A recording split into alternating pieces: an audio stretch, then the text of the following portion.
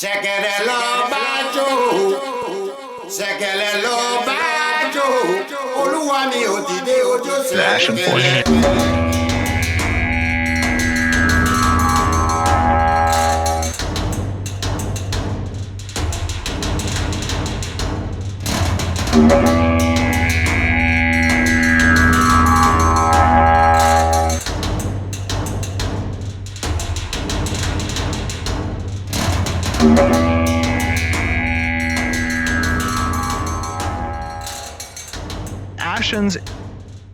The Ashen Forge. Hello and welcome to the Ashen Forge. I am Phantom X, joined as always by Diggs and the legendary Neurotoxin. How you two fine people doing? Hanging in there. Good. I had to run from a costume party at one of the dance studios and try and make it back in time for the stream. And then there was someone there from another dance studio who was like, "Are you going to come to our party tonight?" This will be right after the podcast. I'm like, I got a lot of stuff going on. I don't know if I'm going to two dance parties in the same night, but we'll see. Why not? You're a young man. I know. I know. We'll have to see. We'll see how I feel. I was going to ask what y'all are doing for the holiday coming up. I ended up getting a raccoon onesie. That's what I wore. Fancy. No, I don't. I don't know that I'm going to be doing anything in particular. Wow, my hair looks really wild right now. I don't think that I'm going to be doing anything in particular. We don't really get trick-or-treaters around here anymore. I think they realize there's better parts of town to go get candy at. So, not really doing anything, not going out to any parties. So I guess that's pretty much just playing events for games that are going to run out in the next couple of weeks or whatever. So, Destiny 2, I guess, the little haunted what fors that they've got going on. That one's kind of a fun event. Mm-hmm. Also, I got to fill out my season pass before the season ends in a week or so, because I want to make sure you get all the cosmetics for all the characters, and that would be dumb to miss out on. Mm-hmm. Anyway, what were you gonna say? I got two kids. Only one likes to dress up though, so we I'm trying to remember the name. It's a manga character that she loves. So from a show called K-On! Yeah. I think Yuki. I'm not sure, but I actually sourced the outfit, so pieced it here and there. But we'll see. We have a neighborhood next to us that just they've done it right. Where we used to go over there, you go house to house and take time. They all now just get into one of these little dead end spots, form a circle. Everyone brings their chairs, and you just walk around, get candy from everybody just down there in the little side of the street. So ends up taking like 2 minutes or something. But we'll see. I've been getting all these emails. I know we're supposed to talk about caravans, but from different games about, your holiday events, Halloween, hey, jump in, pumpkins. I kind of miss that, like not having a game to sort of follow in those holidays. I mean, with when I was balls deep into World of Warcraft, like that was, you come in and do all the Halloween stuff, and you have the Christmas stuff, logging in actually on Christmas Day, the presents under the tree. I don't know. I'm looking forward to that in the next whatever game I end up living in. Hopefully Ashes, maybe PAX Day. I don't see that being in PAX Day, but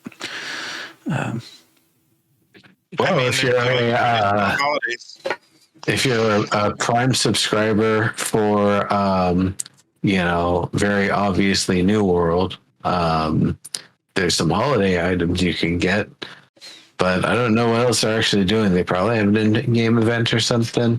There's one sort of thing though that I kind of like about there not being amazing holiday events and a ton of games that I don't end up having that feeling of like, oh man, I didn't have enough time to play all the Halloween events or all the Christmas events or all the whatever events and all the games. I never have enough Hanukkah events, even though it's totally like, not to get too deep in the woods, but like, what the birth of somebody's supposed savior in the mythos versus an actual material record of an actual war that actually occurred where people were defending their homeland. And it's like the miracle part's kind of the part that makes it magical, but the rest of it was, it was the old, many thousand years ago kind of description of a use of guerrilla warfare tactics. So, what if, okay, let's just do Christmas events where we kill stuff and not like the holiday that's actually about fighting things in games. Oh, well, I suppose this wouldn't be the year, though, because of events going on. I totally understand that. I certainly wouldn't be trying to campaign for anything like that right this moment. Mm-hmm. But when in other times past, I have definitely brought that one up. Gosh, like half of Jewish holidays are actually like, celebrations of military victory, whatever. Again, not going to get deep in the woods. And it's not just Halloween. There's a lot of holidays from different cultures that kind of coincide around this time a year. So, let's not step on all of those. Day of the Dead's pretty cool in its own right. I love the art and the candy skulls and all of that. Yeah. Yeah. And I wasn't necessarily saying just one specific. I'm just, as an example, like getting all these emails like, man, opening up that calendar and seeing all the different stuff that you would have. Miss that. That's fun, but we'll get there. I've been mostly messing around with Return to Moria at this point, which of course does have some co-op, but nothing that holiday theme. No, well, I'm just releasing. It's too early for that, I think. I think I'm kind of waiting for that one to hit its first sale towards the end of the year when the next set of holiday stuff comes around to, maybe save a few bucks on it, wait for a little bit more of any current wackiness to be worked out, maybe some updates to be popped in. So, but we have Caravans coming up. Actually, before we get onto that, I've still been just this whole Pantheon thing has just, and more of it's become public. So I feel like I can actually speak a little bit on it, without NDA sort of stuff. I mean, they've released a whole video at this point of what it is, a playthrough, producer's letter, did a Q&A on Discord. It's just driving me insane. We don't do a Discord. We don't do a Pantheon show because I'm the only one that's had any sort of, I guess, real interest in it. There's a paywall for it too? Yes, at this point. Or there was? Yeah. Yeah. We've had Joppa on twice, actually, over the course of our existence, which is nearing 10 years, surprisingly. Mm-hmm. Really fun dude to talk to, but just, it's painful. It's just painful. Like money and, you wonder 10 years, like what's been going on in development for 10 years to get to this point where all of a sudden your art goes to sort of generics, art changes. I don't know if you've paid any attention. This 24/7 model is a extraction game, basically. And how do they think any of their sort of core MMORPG players are going to fit into that? I have no idea. I kind of think I see where the art may have gone downhill. And it was something that I was hoping was going to work out for them in a good way, but perhaps it instead caused them to go a completely different direction. And that was the introduction of using Houdini and procedurally designed tools for the world building. It may very well be that they started using more and more of those sorts of tools. And the more generative things end up being, sometimes the more generic they can start to look. So they used a lot more generative systems. Perhaps it ended up suffering in the long run for, what the art ended up being and becoming. That could be that they just went on Mixamo and bought a whole lot of like similar models from a similar pack, or models that are interchangeable for different sorts of things, and the animation packs for them that they already owned and bought from there and mixed around or whatever. I guess it's not Mixamo anymore. Adobe bought it at some point, but maybe it's, same concept. Yeah, they might have done a lot of things to essentially cut corners and try to save expense to get everything where they needed, but in the process, making things kind of suffer for it. That's kind of my guess on where the tides kind of turned on the art style. If that's any potential indicator, somewhere around that era at least. Well, it's a mix of frustration and disappointment. Surprisingly stings even more than COE did. I don't know. It's something about it. We'll see how things go. I don't know why they've picked, if you need money, you need money. Fine. Do what you got to do to get the game out. Why they've picked an extraction based game just is, I don't understand at all. Like, I played quite a bit of Wayfinder, which in my mind is a better model for this, where you have sort of a central hub. And if you're going to do small groups going out to have some sort of, cooperation in the world, which is essentially what this is, into an extraction point, like, I would rather them see that, like, just go out and do dungeon based stuff or something. Like, if you truly want to have a test of your systems, but also try to create a game that seems fun. Maybe all of us are proven wrong, but when I say us, the people that have been following Pantheon for quite a while, but we'll see. Well, Yeah, I think the kind of like surprising what Payload is doing. In terms of, they only had 2 zones and they're milking every last bit they can out of those 2 zones before they start introducing the next one. That could definitely have been a model for Pantheon. Is you might have built a lot of the world and you might have some ideas for how you want things. Now it's time to start players in a small persistent area and build up maybe just a little bit more, work on your systems there, work on your content there, maybe expand it out a little bit in different ways. You can maybe even have it as like a player objective thing that, whatever the players do 1,000 of the first time, in a group of a few options, leads to where the next area kind of expands to and what systems they're going to start working on next.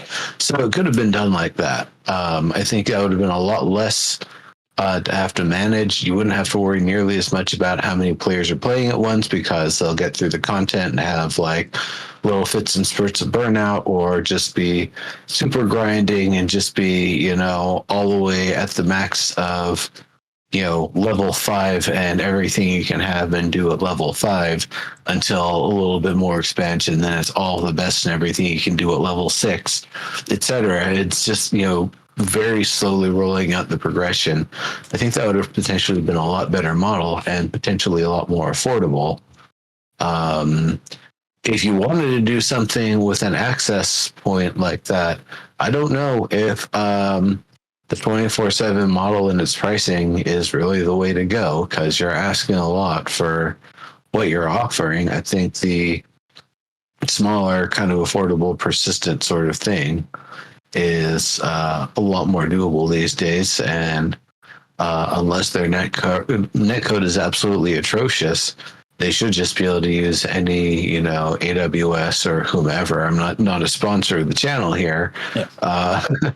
But they, any old web server that works for game servers and stuff in the modern era, and get your stuff going, and that's that. Yeah, I think so kind of like Revival. We got to a point in Revival where we could get a home, and then we could go in and kind of decorate the home, and that's about as far as we got. I don't even know if we had an avatar that we could look at, but you could go in and and that's it. And so in that case, it's just fun to kind of be in the world and be able to run around in the world. And that's kind of the same thing with the BR. The same thing. Landmark was much more extensive, but with the BR for APOC, you could go in, you can see your character model, you can run around the world, and you can do some combat. And it's fun just to be able to do that, run around a world or a piece of the world and do some stuff. But so this is just a scaled down assets and features that you can have. It's a we're going to throw together some kind of a game for people to run around in. But how are they going to make money from it? Isn't it $250 to be able to play? Well, no, the idea here, and they've said this as a maybe. I don't think you do this if it's a maybe, is that they might spin it off as its own standalone game to generate revenue, which we've seen attempted many times and failed many times. I don't know. I don't want to take over all of our time with a different game, but I know. I'm just saying. So if they're doing like $20 to play or something like that, that kind of makes sense to me. But right now it's still $750 to get in, and they might open it up to the $250 level backers later. That's not going to get them any money because nobody's going to jump in just to play this test mode for that kind of money. Release with 3 zones, 3 playable zones. You don't have to release a whole world if you have a small team. Just something fun. Yeah. EverQuest X. We got some news. Some pictures and some talk about what was EverQuest X, which came after EverQuest Next. I know it's confusing, but seems to have been a system of more like dungeons. Again, sort of a central hub probably, and you would go out with your party into EverQuest themed dungeons and that sort of stuff. Even something like that. I don't know. But again, not was like that. What was it called? Champions of Norath, the sort of action RPG sort of game. I guess if it was something like that, that could have done well if they made it like single or some sort of small hosting for multiplayer and stuff. But I don't imagine that's like gonna have to be a super big project. Maybe they just started going with it and had some assets and some things, and it's just like, no, never mind. That's not the game we're making anymore. But anyways, Caravans. That is the next theme of the Tuesday's dev stream. So Caravans, important, obviously. I went back and watched the sort of one of the original Caravan, actually it was when Jeffrey was still there, videos. It's like 5-6 minute video of Caravans. I'm curious to see how things compare, where things end up. But Jeffrey said something very interesting in that video, which I think might even speak to Alpha 2 release date, commented that once they have the mayoral system working and the Caravan system working, nodes are really pretty well taken care of at that point. And so we're kind of getting, we got to see a mayor's sort of function. Now we see Caravans. So not that I'm predicting Alpha 2 is going to be like next month, but I want to start this sort of, I'm curious, kind of 2 main questions. Like, what do you expect to see and what would you like to see? We could start, I guess, just with what you expect to actually be shown Tuesday. I have no expectations. Human themed assets.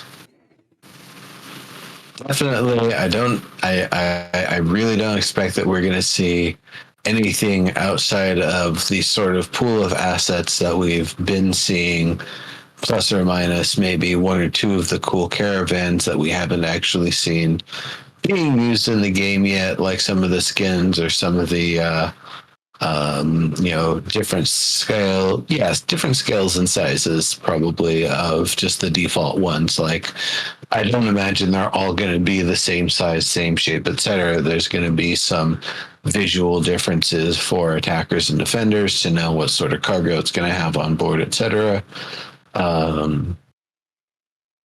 So that's probably a decent reason why they're going to want to keep it to one set of assets that they've got the most developed, so that way they can properly show the comparison of the the different sizes and what they look like when they're loaded with various different things. What I don't expect that they're going to do is show transition from starting on land to going to another city to going to the docks to getting on a boat to getting that boat across the water to being attacked on the water by players or enemies, and then getting to a dock somewhere else, disembarking, getting back going, and then going to the final destination city that they're going to. I don't expect that. Yeah. I mean, didn't Steven tell us that they wouldn't have boats up and running full on yet? Yes. So they're not going to show us that one. Even going to multiple cities and like having to stop in and resupply and stuff like that, I don't think they're even going to have that. I think it's going to be, showing the contract, showing how you put the supplies in. It's not going to show all of the hard work and dedication of getting and accumulating the supplies. Everything's already there. They just, maybe they'll show like, the just a little verisimilitude of, we went out and gathered some stuff. I used manual requests to get some materials, whatever. And, just some stuff that they do real quickly as demonstration, and then go to the thing, fire it up and launch it and take it to the next city over and go to the caravanserai there. They'll get attacked along the way. They might get attacked. Maybe we'll see PvP. I don't know. That's, I think, one of the big ones, on the bingo card. Will we see PvP? I think we even talked about that last time. We did. Yeah, I think it's definitely going to be limited to just going from one node to another. I don't think it's going to be about one caravan going to multiple nodes. We might see some PvP. I'm not necessarily holding my breath thinking that we'll see PvP, but I think the bigger question is how much of this is going to be slideshow. I would actually maybe prefer to have more slideshow and have some questions answered and maybe go into details that they're not ready to necessarily show with an actual caravan. So we'll have to see how much detail we get, even if it's, I don't need to see them going out and gathering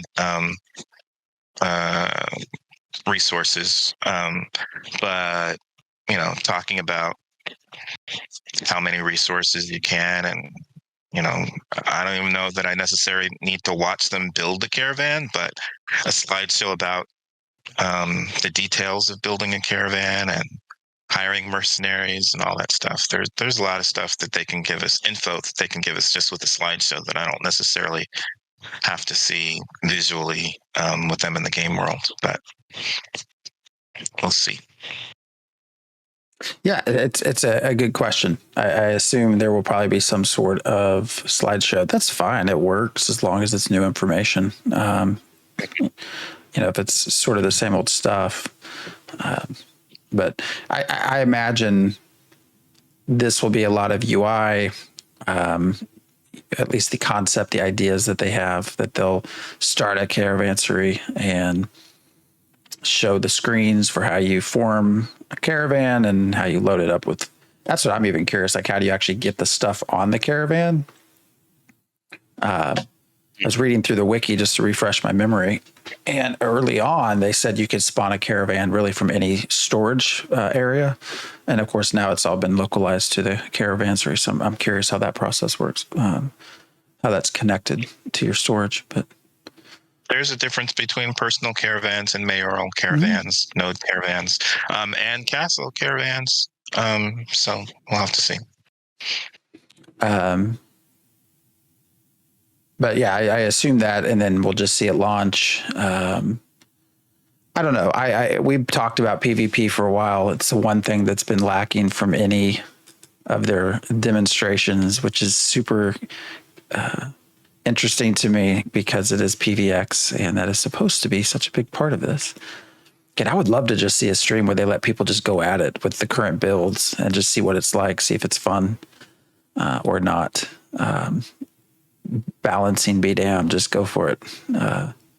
But I imagine my prediction is they'll kind of have a small path and have some NPCs run at it and have to defend their caravan.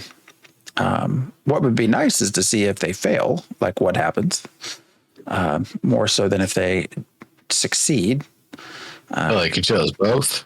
Or both, yeah, because success, they're just going to get to the next point and ta-da, that's it. And they get their rewards. That's actually the rewards part is kind of the thing that I'm a little interested in. Are we going to see some inkling of the mighty and robust contract system in terms of what you're doing to commission it, how much resources you have to put in, what the expense is, what it's like to hire the mercenaries, how powerful the mercenaries you hire are and their specifications, all of that sort of stuff. Are we going to see the big details, the nitty gritty of it all? Are we going to see the whole, what do you get for being part of the initial caravan? What share of the rewards do you get if you join on later? All of that sort of stuff. How the rewards are split. Is everybody who participates rewarded evenly, or is it everyone rewarded evenly but in a diminished fashion where it's a whole pool of rewards that people get a portion of? All of that sort of stuff. That's what I'd really like to see, is that level of detail with the contracts, because that's, as far as I'm aware up to this point, the level of detail they want the contracts to have and the level of specificity they want people to be able to put into launching their perfect caravan, or the best they can do with the resources they have, or whatever it may be. The previous video was of a mayoral caravan, and again, it was obviously super basic, but it was one person guiding, riding a horse, guiding a caravan from one place to another, and they had to deliver, I think it was 100,000 somethings to the desert biome in order to establish a relationship, a trading partner. That's the one where it kept falling over. It might have been. What I watched was just a 5-6 minute clip. It did not fall over, okay. But usually they would have done that in a live stream as well. Yeah. So I think there was a a graphical glitch that would cause it to fall over every once in a while, if I remember correctly. But I don't know. It's super important. Like, this is, really Ashes of Creation is all about crafting. I mean, at the root of all this, that's what drives all of this conflict: moving goods, moving products, processed materials. So caravans, we talk about nodes.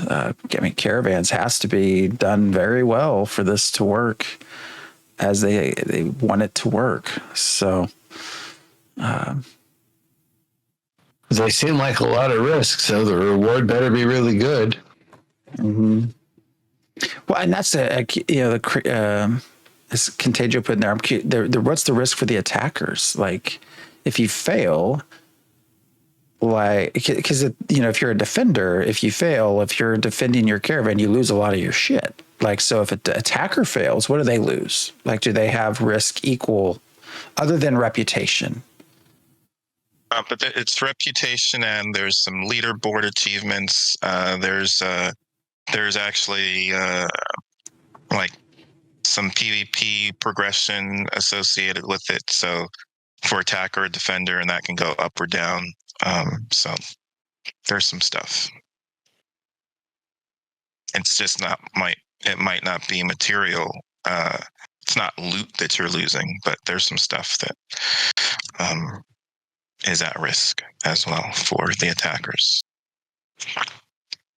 But yeah, I fully expect just to see a very basic UI demonstration of it being built, the decision on how to get where you're going, path. What I'm also curious of is if we have free reign, because there's, you go to the wiki, some of the caravans work better on a road versus off road, supposedly. So I'm also very curious, like, can we just drive wherever, or are we on a certain path that we have to sort of follow?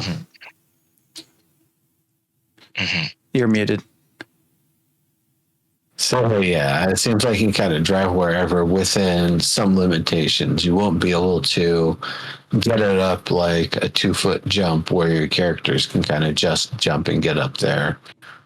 You'll have to find probably some sort of ramp or build or manifest some sort of ramp of some kind.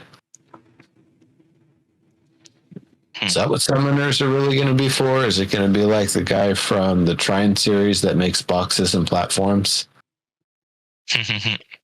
I summon blocks. I summon platform. We have a ramp. Let's go. That's literally what happens. I love it.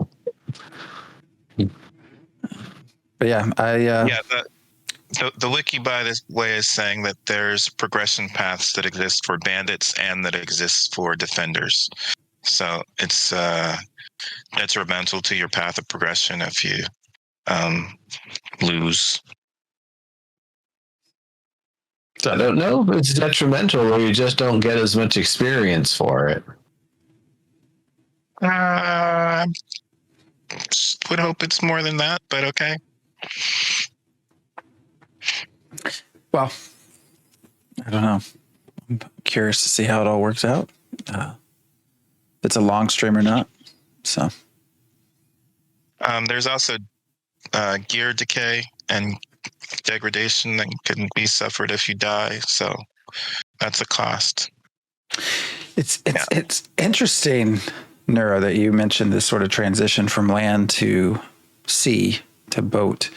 I went and looked beforehand just to refresh my memory of what skins exist for caravans, and there are none that are outright ship-based at this point. We have ships like boats, but when you go to the caravan skins, there are two that kind of resemble. One's, I think, with like an alligator type thing, and one with like a frog. But when you read the flavor text, it's more about sort of beaches and marshes, not like the ocean. We've not actually seen a caravan skin for naval stuff. So,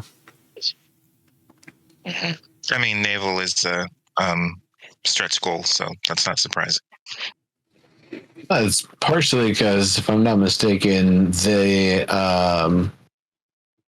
the caravan itself gets on a barge. So even if it's launching to sea, I don't know if it's actually launching as a boat or if it's launching as a box cache with no wheels on a barge that you put wheels on when you get to the other side. that's an interesting question. You should have you done your question yet for the, oh wait, they closed it. Never mind. You don't have to. They closed that one. Yeah.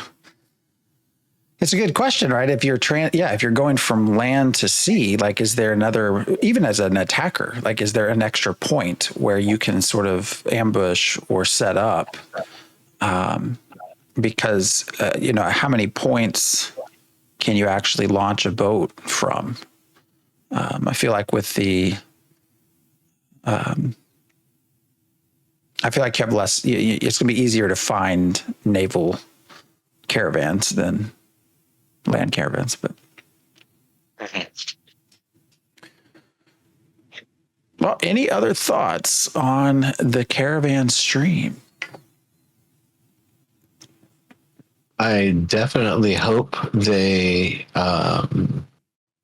give a good explanation of both what they show and what they didn't show, and maybe explaining some of the systems, but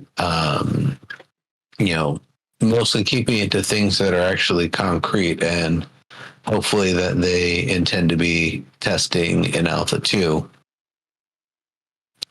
It's the little events thing that I've had in the footage back there for the past little bit, and I'm excited to switch that out with some new footage from the next stream. Just so long as there's some action involved, and it's not just very much, chip, chip, cheerio, here's the system. Oh, there's some goblins. Let's face roll them. All right, the goblins are dead. Let's keep going. They might demonstrate an event. They might demonstrate interactions and express them as events. Should be very nice to see. But, we'll see what they do. We'll see what they get through. And I guess what sort of funny costumes they're going to have on. Yep. Well, we of course one thing we also do prior to the dev streams is to go over the questions, and we gotta create an after show where we actually go back and see did we answer correctly the ones that they picked. Mine for this time was when will Steven be back on the Ashen Forge? That was my question. Do not expect it to be answered, but so far it has 4 upvotes. So please, if you're watching this, listening, go to the forums, upvote it, so that we can interview Steven again. But I think we have to get Ombla on before that. I mean, I'm all for that as well. So I still don't think they're going to let us do anything any remotely close to anybody that does anything with storytelling for quite a long time. I don't think we're going to get anybody until Alpha 2 is started. Yeah. But there are several actually really good questions. I created quite a long list. The ones that are more caravan based, I did not order them very well.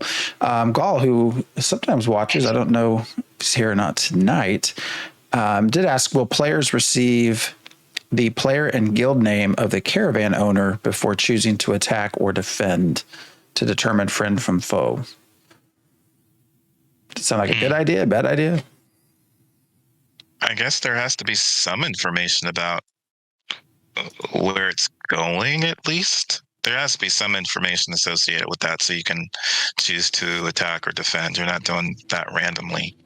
Not necessarily. You would have to maybe do a little bit of intel and figure out where the caravan that you spotted is heading. I think if they announce the launch of caravans like that, that's really detrimental for the act of launching caravans. I like the idea that players actually have to kind of hunt them down and predict where they're going, or potentially, have had somebody go in earlier, take up defense, join in, and get some intel on where it's headed, and then tell their buddies, and then their buddies can attack, and they can, back off and come back as a attacker or something. I'm not expecting it would be some kind of global, this place is launched, but there's a UI pop-up that you have to interface with in order to choose whether or not you're going to attack or defend. And I would expect there's going to be some information about the caravan that you're choosing to attack or defend at that point, instead of just saying, hey, I'm a bandit, so I always attack. Yeah, I see what you're saying. What sort of information? It should definitely say the name of the person who issued it, or the entity that issued it, and maybe in whose name, as well as definitely, different allegiances or whatever. If you're in the same, kingdom, if you're in the same, metropolis region, but you're, both from different cities, you might decide, well, do I want to help out this place because, that's what they're, where they're from, and we're trying to do good things with them? Or is it somewhere that you might be competing with or have kind of neutral relations? So whatever, fair game. Yeah. That's an interesting question. Yeah, I mean, because I agree.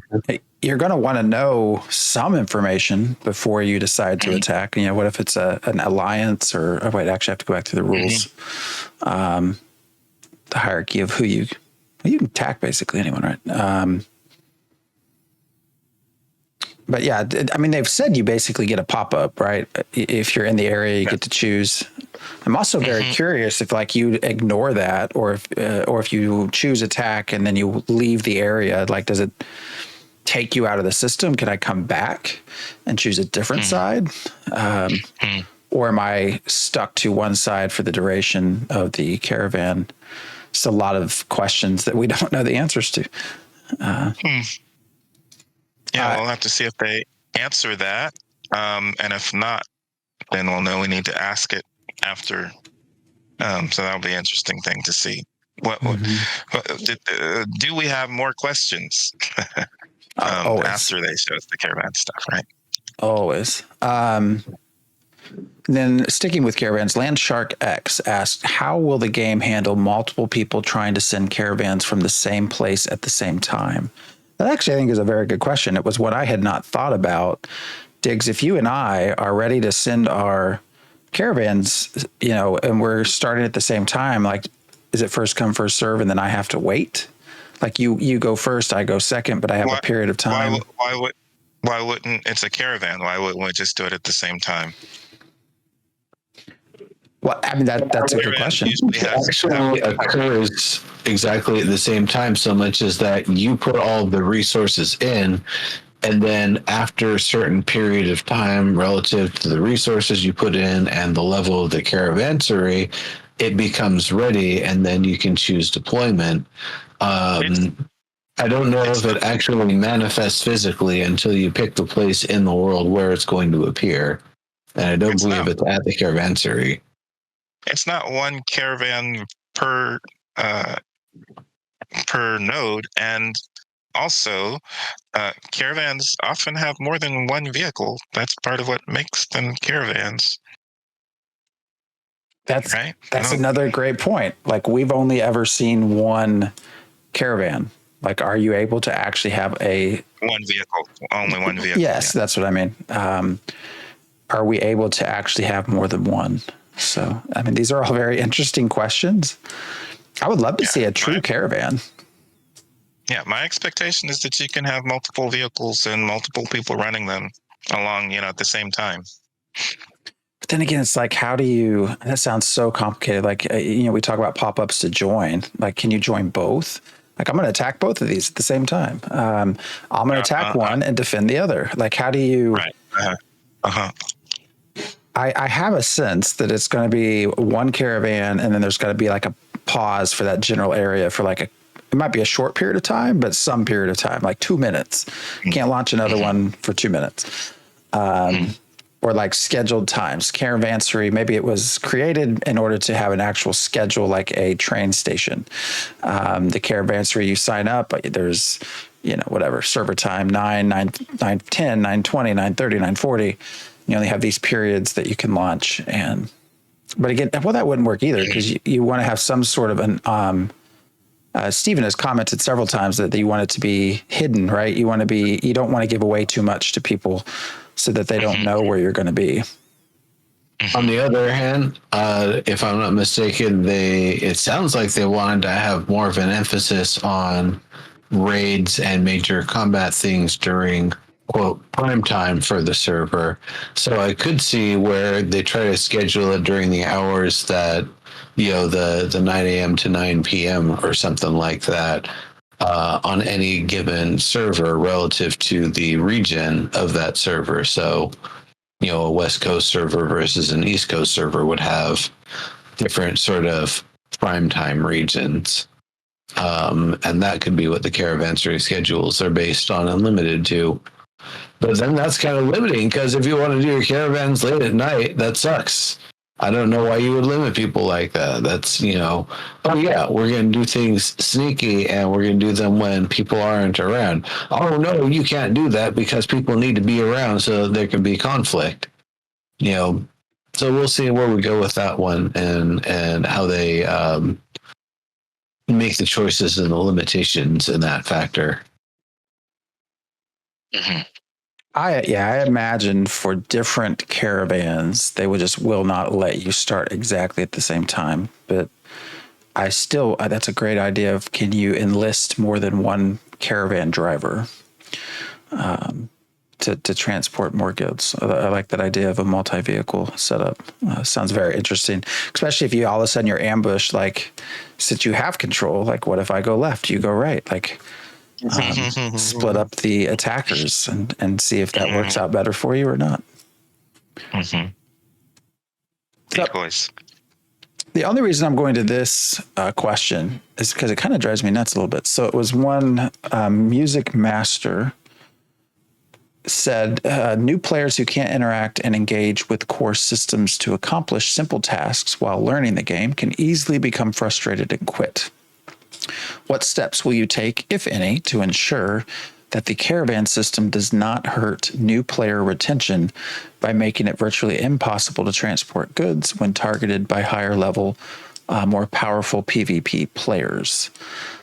What drives me nuts is we've not even tested it yet. So why are we asking what they have in place when it's not fun? I think the answer is there's no problem, there's no risk, because as a low-level player, you're not going to be launching caravans. You might be joining somebody's, but when you're small time, when you're level 10 or less, maybe even 20 or less, you could probably cart around everything that you need to do. Yep. Otherwise, you would be working on contracts that have other people involved, and you wouldn't be the only participant. So I don't really think it's actually a problem for lower level players. I think by the time you're big enough and tough enough that you're able to participate in caravans, you're, more likely contributing to bigger and better things, larger piles of resources, rare resources, that sort of stuff, and being able to do a lot more for the player economy in your area in general. So I don't think it's really going to be a big thing, because I don't think like 1 to 10, 1 to 20 is going to be a huge emphasis on caravans. Certainly 1 to 10 shouldn't be a huge emphasis on caravans. You're just getting your feet under you at that point still. Why would it matter anyway? Right? There's a cycle of node stages, so it's not like you're always going to be at level 10 is going to be at a stage 2 node. They could very well be at a stage 6 node, just as a level 50 could be at a stage 2 node. Your adventure level doesn't really tell you what level of caravan you're going to be trying to defend, and what's going to stop a low level character from having high level friends who are going to want to protect whatever they're doing? I mean, there's no level restriction. So just because they're in PvP, that doesn't tell us anything about the levels of the people who are going to be involved in the PvP on the attacker side. But it also doesn't mean that you can't have high level defenders. I mean, what if they do have a level restriction on attacking and defending certain caravans at certain levels? I don't think they will. They've never talked about that. And I'm pretty sure that if a caravan if I'm level 50 and I see a level 10 caravan going by, I can choose to defend that. That's something I would be very likely to do if I were going to, I think a lot of this is expectations. Like, I wouldn't be surprised if it comes kind of like with freeholds. Like, not everyone's going to own a freehold. Like, that was made extremely clear, abundantly clear, much better. I wish it had been done years ago, but it's become much more clear what they intend. And I think caravans might sort of follow a similar suit. Not everyone's going to need caravans. Like, we talk about it being a central part of this. But, unless you are really big in crafting, have a freehold, need to move, process goods, I think the average player is probably not going to be transporting caravan related stuff. And so our interactions most people will be just whether to defend or attack. So more of the actual combat than the goods being moved. It's my opinion anyway. I mean, you're gonna, that's personal, right? But you're still gonna want to be involved with the initiating, helping to initiate caravans for to increase the progression of your node from stage to stage until you get to a metro.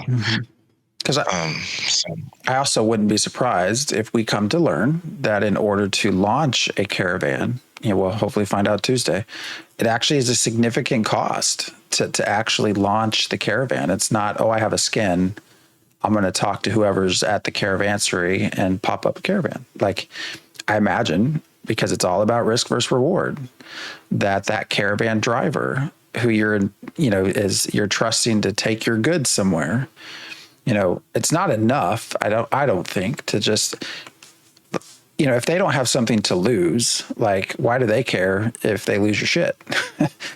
If it costs them a lot to create a caravan, it costs them a lot of materials, and they end up also losing some materials upon a failed defense, then they have more incentive to actually try and make sure your goods get where they are going. So I wouldn't be surprised if there is also quite a big cost associated with initiating a caravan.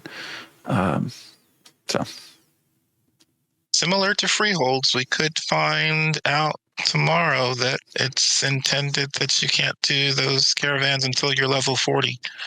So we'll have to see. We don't know what's changed. That as well. Which level? Adventuring or it's all adventuring, right? Thank you for the gift sub there and the sub. Appreciate that. Anyways, I think I wouldn't be surprised if it becomes very abundantly clear that most people will not actually ever use a caravan to move goods. So, all right, sticking with caravans, these two kind of go together. One, Rude Diable, I don't know. And how do you, is it Akabear? He's informed. Akabear is when I say Akabear. Akabear, yeah. He had a good question if I remember correctly, but I don't remember what it was. Yeah, they both sort of center around the same thing. So his question was, will players have any capacity to set an ambush for caravans to block the route temporarily, such as felling trees, rolling boulders, lighting fires, or the equivalent?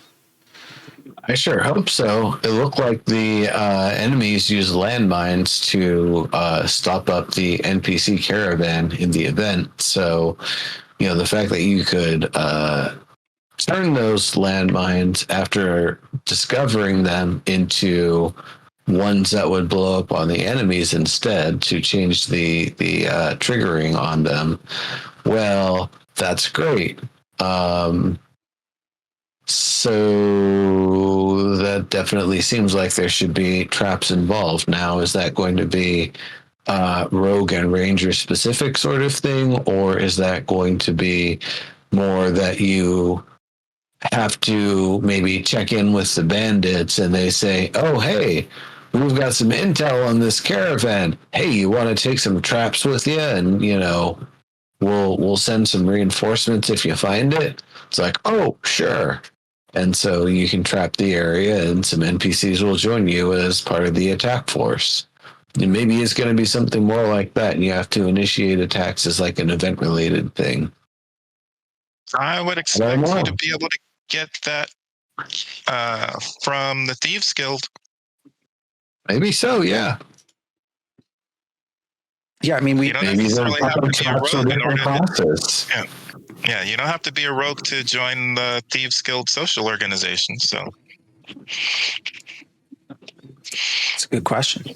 It's one you should have asked. I don't think you asked the question either, Diggs. Y'all stayed out of the forums this go around. Out of the questions, which I often do. I rarely ask a question. Yeah, I mean, Stephen, I think has already mentioned there will be ways to slow down caravans. I guess we just don't know entirely what yet. I'm not sure about felling trees. That would be certainly interesting. I mean, what we have seen, the tree just sort of disappears, right? But I guess that was sped up. We don't really know how long a tree will sit there. I imagine, like any other game, it won't sit for very long. And if you felled it the wrong way, can you actually move it? Yeah, if it's going to be deployed as a trap, I imagine you don't fell the tree and then try to do something. You apply the make trap action to the tree and point the direction you want to place it. Mm-hmm. So hopefully we'll get that answer. You've got two trees next to each other. You fell the further one, and when if the caravan stops right up next to it, you go to the tree that's behind it, and then you fell that one on top of it. Yeah. A lot of interesting possibilities. Diggs, this one was I'm curious for you. I want to talk about this because I thought you might find this interesting because you've talked about this a lot. So Dougbug27 asks, due to the overwhelming popularity of humans and elves in MMORPGs, has Intrepid considered any alternatives besides the most prevalent race determining the architectural style of a node? Signed, Concerned Nikuin, who wants diversity in node architecture. I hadn't thought about it that way. So yeah, and we've had kind of some discussion about something like this the last couple of weeks in the forums, and actually my question that I'm planning to ask, not this month but next month, is sort of related because people tend to think that it's just the architecture style that is the primary difference when you have a dominant race for the node. It's only going to affect the architecture, but it also affects the NPCs, the race of the NPCs that are there,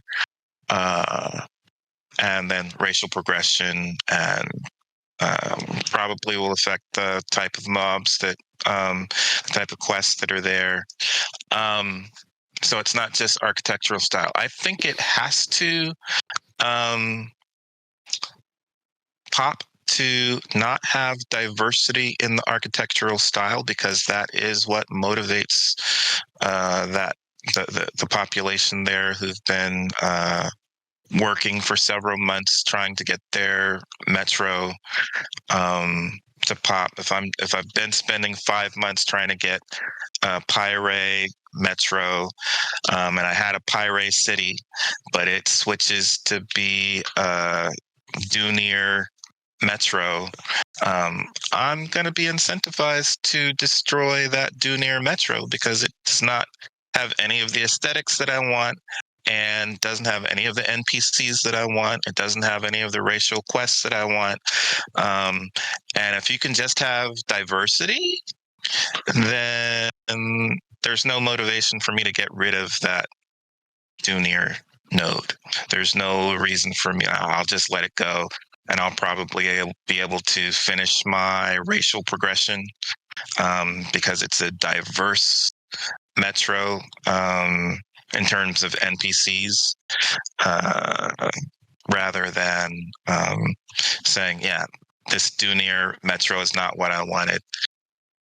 The Pyre allies are going to have to destroy it and try again. So I think in order to have the type of PvP motivation that they want, it's going to have to pop to completely a Dunir node, Dunir metro, rather than have diversity. But we'll see. Yeah, I got the impression there's going to be like 2 to 3 major influencers for the major populations. I'd rather have it just be like an overall breakdown of per whomever. So maybe Town Hall is the most dominant people there. Maybe a couple other kind of mandatory structures end up being in the dominant style, but then other things end up being made in the styles of the other folks relative to how they're done. Or maybe there's some Some amount of blending of things, because as we know, all of the things with skins are going to have to be designed in such a way that they blend with all the different biomes and cultural influence types. So, there's a chance that they just have a lot of room for a lot of variation, and can maybe have a little bit more of like some roads from these folk and some roads from these folk. I wouldn't really necessarily want to see it as like, cultural blocks and regions throughout the area that, like the elves live here and then, the Nuku live here and that sort of thing, but that people are all kind of interspersed, and maybe you can even pick which one's sort of style that you want for different sort of things, like maybe the Pyre lumber mill is better and you had like 12% Pyre involved with the attack, so you're able to kind of essentially invest their influence into getting that sort of structure, rather than the Dunir one that, it's not that it's bad, but it would give you a different sort of wood for the sort of thing that you're trying to make. Little Dunir. I don't know why that's making me laugh. It can also be the name of a rapper. It's an interesting question, because I would love to see data in general, like at any MMORPG or just as a whole, like what, when presented different options beyond just human and elf and dwarf, like what are the percentages just in the general population? That would be actually something that I think would be very interesting to know. So I think it's often different on certain servers, and I would expect that would especially be the case for Ashes, that we'll see different servers that have different populations where they, once you can see where like-minded folk are, you can choose your server based on that. So I imagine RP servers probably have quite a lot more variety, but I'm just, it's an interesting question. I hadn't thought of that, just by sheer normal selection. Like there's a selection bias from the get-go. You're just going to have probably more humans by far than any other race. And since they impact that, I don't know, it'll be interesting to see. I know we're already over, but I want to do one more of these questions because I really liked it, specific to me. And it was how do you say it? Azure? I think from the yeah. That's close enough. Yeah. Said, can the special items that are only available for the highest ranking members of a religion then be traded or sold to other players? I love that idea. I would expect those to be bind, but I would too. We'll have to see. I just thought it's a great question. We're supposedly not supposed to have a lot of bind items, so that is kind of an interesting question. We had some other fun ones. There was one that was when are we gonna get? It's one I've asked often in the last 4 years, I think. When are we going to get the last two additions to Know Your Nodes? I've been waiting since 2019 for those two articles.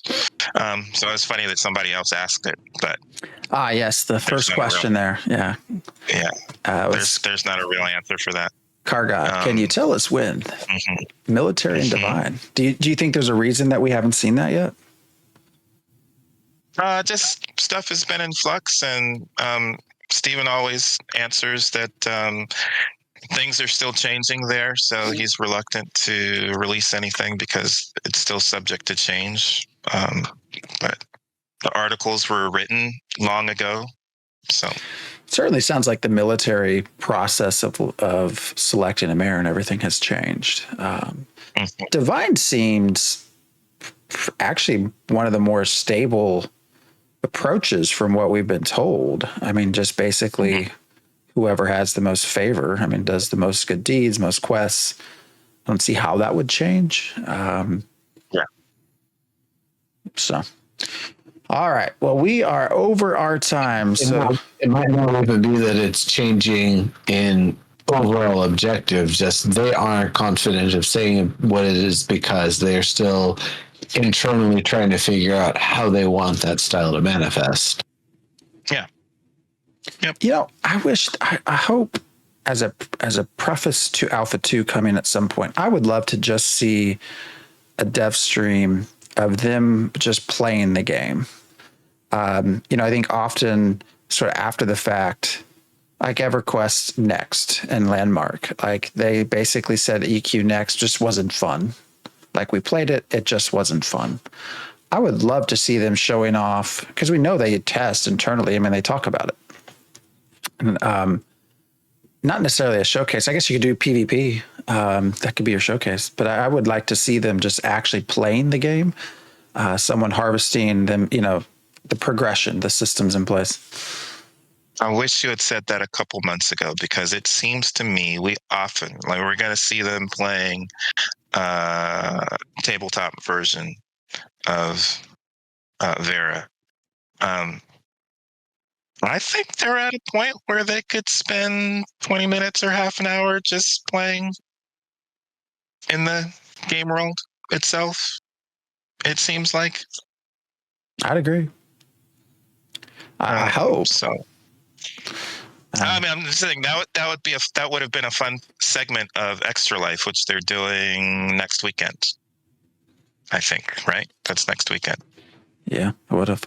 I bet they talked about it, but I imagine that the concern, as always, from Steven is this is like an Alpha 1. Don't take this as finished game, and you know everybody would say, "Hey, that's great," or "That sucks." And so, I mean, they're showing demos of the game anyway, so you know, I mean, that's true. or segments of the game. So yes, curated, edited demos. I'm saying it could be the same thing. It doesn't have to be live. They can record gameplay and play it and talk about it. Yeah. Yeah. Well, all right, folks, we are done for today. We will be back, I think, next Sunday. I don't think any of us have anything specific going on. I'm on call, but that's okay. I'll work through that. So, yeah. So everyone have a great week. And the stream is on Tuesday. And yes, Extra Life is on as next weekend. So that will occur before we get back on here on Sunday. So tune into their 24-hour show. It's always a lot of fun, and you can get them to do weird shit if you give them enough money and donations. So, and yes, I haven't actually looked at their schedule. Are they doing Pathfinder again? They are, right? Sure. Yeah. Mm-hmm. Create some characters, they said. So yeah. Because you always get a little bit of lore. That's probably one of the only great places for public lore has been their Pathfinder campaigns at this point for volumes of lore. So, but everyone have a great week, and we'll see you back here next Sunday. See you later, everybody.